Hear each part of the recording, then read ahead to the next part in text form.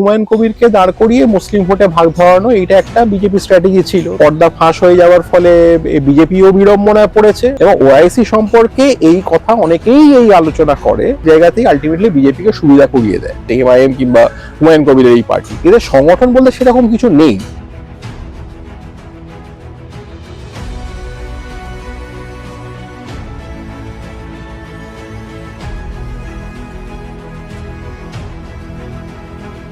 এটা তো অনেকেই আগে থেকে বলছিল যে হুমায়ুন কবিরের সঙ্গে বিজেপির কোনো একটা যোগসাজশ আছে, তার কারণে 2019-এর লোকসভাতে উনি বিজেপিরই ক্যান্ডিডেট হয়েছিলেন এবং এই ধরনের যে পাল্টিবাজ লোক যারা একটা সময় কংগ্রেসে ছিল, তারপর তৃণমূলে ছিল, তারপরে আবার বিজেপিতে চলে গেল, আবার তৃণমূলে চলে আসছে, এই ধরনের লোকের ওপর তো এমনি রিলায়েবল মানে সংখ্যালঘু মানুষ কেন যে কোনো ধরনের মানুষই তারা খুব রিলাই করে না, সাধারণ মানুষ রিলাই করে না। এবার এইটাতে পরিষ্কার হলো যে আলটিমেটলি এই মুসলিম যে অধ্যুষিত জেলাগুলো, বিশেষ করে মালদা, মুর্শিদাবাদ, উত্তর দিনাজপুর, এইসব জায়গায় হুমায়ুন কবিরকে দাঁড় করিয়ে মুসলিম ভোটে ভাগ ধরানো, এটা একটা বিজেপি স্ট্র্যাটেজি ছিল। তো সেইটা থেকে তো পরিষ্কার হয়ে গেল এবং সেটা পর্দা ফাঁস হয়ে যাওয়ার ফলে বিজেপিও বিড়ম্বনায় পড়েছে এবং অবভিয়াসলি হুমায়ুন কবির নিজেরও তার রাজনৈতিক যে অ্যাম্বিশন ছিল সেটার উপর একটা বড় প্রশ্নচিহ্ন তৈরি হয়েছে।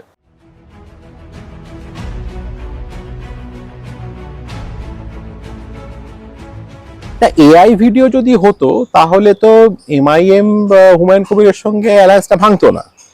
মানে এইরকম একটা ভিডিও সবে এসছে যেটা নিয়ে অনেকেই বিজেপিও এআই বলছে আর হুমায়ুন কবিরও এআই বলছে, মিডিয়ার একটা অংশ এআই বলছে। তা এমআইএম কেন এআই বলছে না? এমআইএম এর তো অ্যালায়েন্স পার্টনার, তাহলে এমআইএম এর কাছে যথেষ্ট সত্যতা যাচাই করার একটা জায়গা হয়তো আছে, কিংবা তারা নিজেরাই হয়তো তাদের এখন তো এআই আছে কি আছে না আছে সেটা আজকে টেস্ট করতে বেশি সময়ও লাগে না। হ্যাঁ, এখন মানুষের কাছে সে সমস্ত টেস্ট করার সফটওয়্যারও আছে যেগুলো দিয়ে তারা এআই কে টেস্ট করা যায়। সবসময় যে আপনার কেন্দ্রীয় ফরেন্সিক ল্যাবরেটরিতে পাঠাতে হবে তার কোনো মানে নেই, কারণ ইন্ডিপেন্ডেন্ট কর্পোরেট সেক্টরে এরকম প্রচুর লোক আছে যারা এআই নিয়ে কাজ করে এবং তারা এআই ডিটেক্ট করতে তারা পরিপক্ক। আমার ধারণা এমআইএম তার এই ভিডিওর একটা সত্যতা যাচাই করেই তবেই এর সিদ্ধান্ত নিয়েছে। এরকম তো হঠাৎ করে তারা সিদ্ধান্ত এরকম নিতে পারতো না, তারা তো বলে দিতে পারতো যে আপনার এটা এআই দিয়ে একটা পরিচালনা হয়েছে, এটা তৃণমূলের আইপ্যাক এর ষড়যন্ত্র, এটা বলতেই পারতো।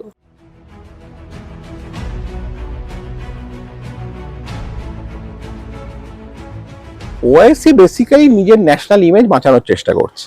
OIC ultimately member of parliament বহু বছরের এবং তার অন্যান্য রাজ্যেও তার একটা প্রেজেন্স আছে, বিশেষ করে সম্প্রতি বিহারেও, যেখানেও আলটিমেটলি বিজেপি বিরোধী ভোটটা সীমাঞ্চলে বেসিক্যালি বিহারের সীমাঞ্চলে, যার সঙ্গে আপনার এই মালদা, মুর্শিদাবাদ, উত্তর দিনাজপুরের খুব কাছাকাছি জেলা বিহারের বর্ডার জেলাগুলোতে, সেইখানে এমআইএম ভালো ফল করলো বিহার নির্বাচনে এবং সেখানে মহাগঠবন্ধন কংগ্রেস এবং আরজেডির যে অ্যালায়েন্স তারা ভোট অত বেশি পেল না, মাঝখান থেকে বিজেপির সুবিধা হয়ে গেল। এবং ওআইসি সম্পর্কে এই কথা অনেকেই এই আলোচনা করে যে সে মহারাষ্ট্র বলুন, বিহার বলুন, তেলেঙ্গানা বলুন, অনেক জায়গাতেই আলটিমেটলি বিজেপিকে সুবিধা করিয়ে দেয়, নিজে অনেকগুলো সিটে লড়ে মুসলিম ভোটটাকে ভাগ করিয়ে এবং প্রভোকেটিভ কথাবার্তা বলে, সেখানে মুসলিমদের একটা অংশ একটু খেপে যায়, তাদেরকে মোবিলাইজ করে আলটিমেটলি বিজেপির সুবিধা হয়ে যায়।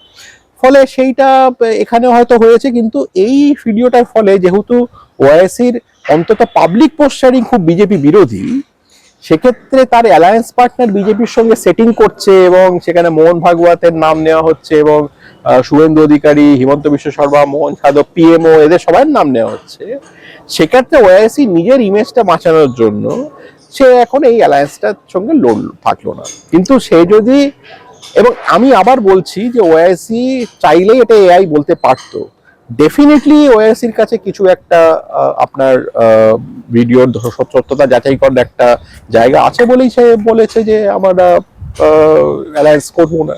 5-এ পা দিল ইনস্ক্রিপ্ট। এই 5 বছরে আমরা আমাদের সাধ্যমতো শ্রম, নিষ্ঠা এবং সাহসে ভর করে চালিয়ে গেছি আমাদের সাংবাদিকতা। এক্সিট পোলের মিথ্যাচার ফাঁস করেছি আমরা। গিগ শ্রমিক, পরিযায়ী শ্রমিকদের কথা বারবার তুলে ধরেছি আমরা। প্যালেস্টাইন, বাংলাদেশ নিয়ে কথা বলেছি আমরা। বাংলাদেশের শাটডাউনের দিনগুলিতে প্রবাসী বাঙালিদের তাদের পরিবার পরিজনের খবর দিয়েছি আমরা। নাগরিক সাংবাদিকতা চালিয়ে যেতে গেলে চাই নাগরিকদের প্রত্যক্ষ অংশগ্রহণ। তাই আমরা ডোনেশন ব্যবস্থা চালু করেছি। স্ক্রিনে দেওয়া এই কিউআর কোডে আপনারা আমাদের যে কোনো অঙ্কের মূল্য পাঠাতে পারেন। আপনাদের অনুদান আমাদের নিজেদের কাজ এগিয়ে নিয়ে যেতে সাহায্য করবে।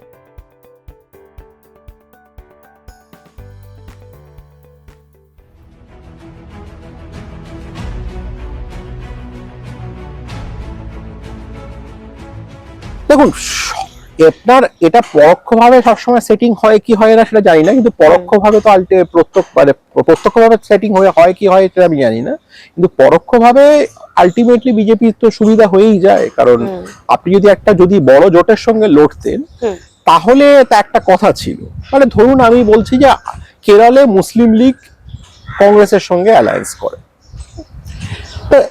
কিংবা এআইডিএফ একটা সময় কংগ্রেসের সঙ্গে অ্যালায়েন্স করতে আসামে, তো ওআইসিও তো আলটিমেটলি তৃণমূল কিংবা কংগ্রেস এদের কারোর সঙ্গে একটা অ্যালায়েন্স করে লড়তে পারতো, কিন্তু সেটা তো সে লড়ছে না। সে সবসময় একটা আলাদা করে নিজের ইন্ডিপেন্ডেন্ট একটা নিজের অস্তিত্ব জাহির করার জন্য সে লড়ে, এবং সেটা করতে গিয়ে বিরোধী ভোট তো ভাগ হয়। সেই যে কোনো একটা অ্যালায়েন্সে বিজেপি বিরোধী কোনো একটা ব্রডার অ্যালায়েন্সের পার্ট হতো, তাহলে তার সদিচ্ছা নিয়ে খুব একটা প্রশ্ন থাকতো না। কিন্তু যেহেতু সে কোনো বড় অ্যালায়েন্স, মানে বিজেপি বিরোধী কোনো বড় ব্রড অ্যালায়েন্সের পার্ট নয়, সেক্ষেত্রে তার সদিচ্ছা নিয়ে প্রশ্ন উঠবেই।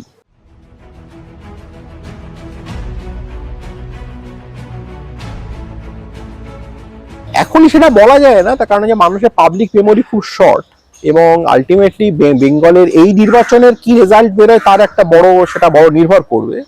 তার কারণটা হচ্ছে যে আমরা পশ্চিমবঙ্গে খুব দুঃখজনক হলেও এবং দুর্ভাগ্যজনক হলেও এটা ঠিকই যে গত কয়েক বছরে হিন্দু মুসলিম বা মসজিদ মন্দির এই ধরনের রাজনীতি এখন পশ্চিমবঙ্গের ন্যারেটিভের মধ্যে ঢুকে গেছে, এবং হুমায়ুন কবিরও তার মধ্যে যথেষ্ট হাওয়া দিয়েছে। এটার ফলে যেটা হয়েছে যে আলটিমেটলি হুমায়ুন কবির আগামী দিনে আবার হয়তো মুসলিম খেপানোর কিছু কথা তারা বলতে পারে, কিংবা কোনো আরো কার্যক্রম তারা চালাতে পারে, এবং বাবরি মসজিদ বানানোর জন্য যে উদ্যোগ তিনি নিয়েছেন সেইটা নিয়ে আবার ভবিষ্যতে কিছু মুসলমান তার পিছনে আসতেও পারে। কিন্তু আপাতত এই নির্বাচনে তার খুব একটা বেশি সম্ভাবনা তার নেই সেটা বলা যেতে পারে, কিন্তু এটা লং টার্মে যে সেটা আবার হুমায়ুন কবির তার নিজের কিছু পাবেন সেটা এখনই বলা যাচ্ছে না।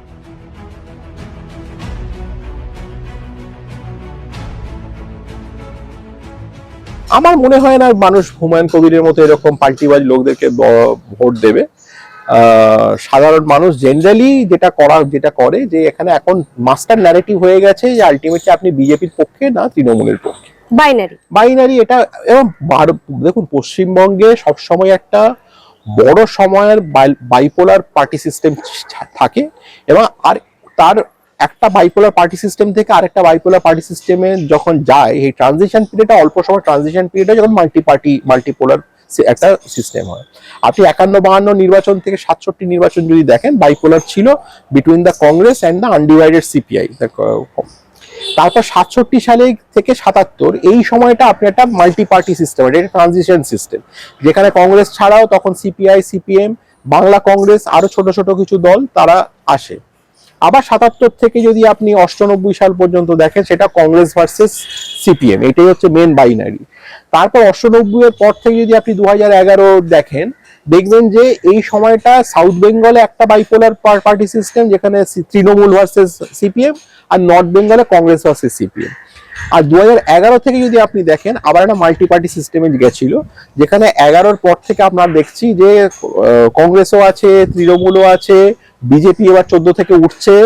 এইটা 19-এ গিয়ে শেষ হয়ে যায়। 19-এ গিয়ে আলটিমেটলি এটা কংগ্রেস এবং লেফট হচ্ছে পুরো তারা ধূলিসাৎ হয়ে যায়, এবং আলটিমেটলি বাইপোলার পার্টি সিস্টেমটা 19 থেকে এখন ক্রমাগত চলছে বিটুইন তৃণমূল এবং বিজেপি। ফলে বিধানসভার নির্বাচনটা আলটিমেটলি আপনি একটা দলকে নেক্সট 5 বছর রাজ্যের শাসন ক্ষমতা দেবেন কি দেবেন না, এটাই মূল প্রশ্ন। তো যারা এবার রাজ্যে মনে করে যে তৃণমূল থাকা দরকার, তারা তৃণমূলকেই ভোটটা দেবে। আর যারা মনে করে না যে তৃণমূলকে থাকা দরকার না, তারা তৃণমূল বিরোধী এমন কোন স্ট্রং পার্টিকেই তারা ভোটটা দেবে। সো আলটিমেটলি সেখানে এই বাইপোলার একটা সিস্টেমের মধ্যেই যাবে, যেখানে এই ছোট ছোট দলগুলো যাদের সবে তারা রাজনীতিতে আনকোরা, সেটা এমআইএম বলুন কিংবা হুমায়ুন কবিরের পার্টি বলুন বা আইএসএফ, এইরা এখনো আইএসএফ তো একটা আছে একটা এমএলএ আছে, কারেন্ট এমএলএ, কিন্তু আমি বলছি যে কিংবা কংগ্রেস কিংবা সিপিএম এর একটা অর্গানাইজেশন আছে, কিন্তু এরাতে একেবারে আনকোড়া, মানে নতুন একদম প্রথমবার নির্বাচনে লড়ছে এমআইএম কিংবা হুমায়ুন কবিরের এই পার্টি, এদের সংগঠন বলতে সেরকম কিছু নেই। এবার সেক্ষেত্রে মানুষ কেন ভরসা করবে সেটা একটা বড় প্রশ্ন। আমার মনে হয় না মানুষ সেদিকে ভরসা করে আর কি।